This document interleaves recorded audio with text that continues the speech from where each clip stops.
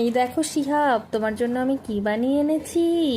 তো তোমরা দেখতেই পাচ্ছ, শিহাবের জন্য আমি কিন্তু রোস্টেড মাখনা বানিয়ে এনেছি।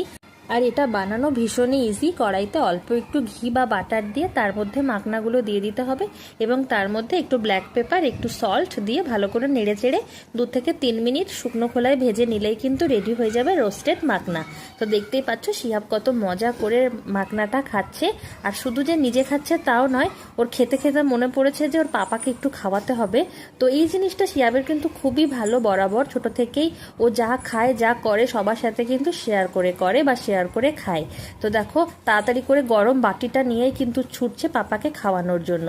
আর ওর পাশের ঘরে ওর পাপা একটু কম্পিউটারে বিজি আছে। আমি 2-4 বার ডাক দিলাম, তারপরও তার পাপা যখন উঠলো না, সে নিজে নিয়ে গিয়ে পাপাকে এগিয়ে দিচ্ছে। দেখেছো তো কত সুইট ম্যাটারটা। তারপরে আবার আমি ওর পাপাকে বুঝিয়ে বললাম যে না, চলো বাইরে গিয়ে বসি, সবাই মিলে একসাথে